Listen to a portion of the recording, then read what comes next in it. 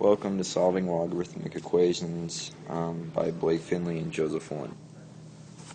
Okay, so solving logarithmic equations is the same way you solve a normal equation. You try to find the value of x or the variable they give you. And we're going to do it the same way we solve basic algebra equations, by manipulating the equation to get x alone. Now, to do this in a logarithmic equation, we have to use properties of logs to manipulate the equation. So let's start off with some properties of logs. So right here, we can use the multiplication property, because that would be just log 2x. No, because 2 times x is 2x. So now we move over, and we have 2 log 3. That could be rewritten as log of 3 to the 2. Or you can simplify that to log 9, because 3 squared is 9. And then we still have the minus log 2 at the end. Okay, so now we can use more properties of log to combine these two. So what we have right here would be log 9 over 2, because that is just 9 divided by 2 using the division property. So now we finally have log 2x equals log 9 over 2. Now, since they're both log base 10s, the logs are the same, we know that 2x must equal 9 halves.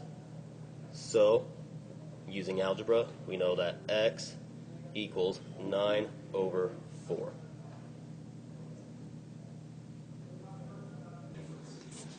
Okay, so now we're going to try another example using more log properties on how to solve for x in this equation. So the first thing we can do is we can combine log 2 x minus 2 and log base 2 of x. Because they have the same base, we can combine them, so we get log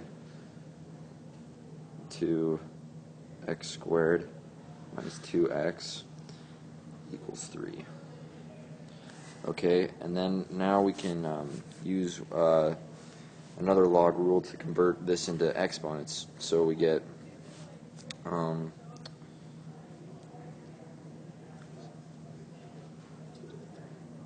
to the 3 equals x squared minus 2x. And we get 8 equals x squared minus 2x. And then keep solving for that.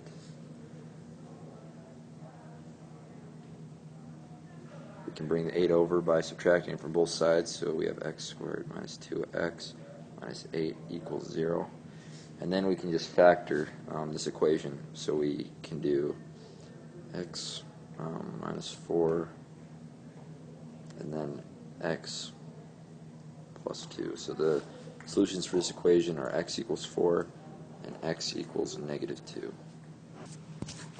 Okay, now we're going to solve a bit more difficult equation using logs with x's that are in the exponent. So we know from the log rule that we can simplify this and bring the x's down from the exponent by multiplying both sides by ln. So we have 2, so that brings us to 2x plus 1 ln 3 equals ln 2 plus x times ln 5. Okay, so on the left side of the equation, we can break this up into two different natural logs. So we can have it go 2x times ln of 3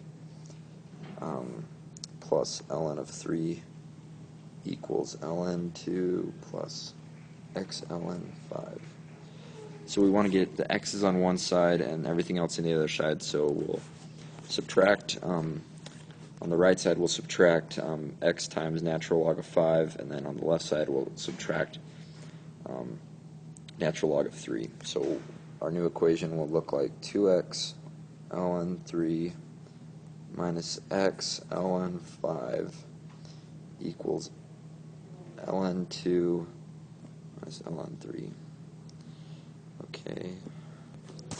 Okay, so for this equation, now all we have to do is factor out the x to get the x alone. So we have x times 2 ln 3 minus ln 5 equals ln 2 minus ln 3.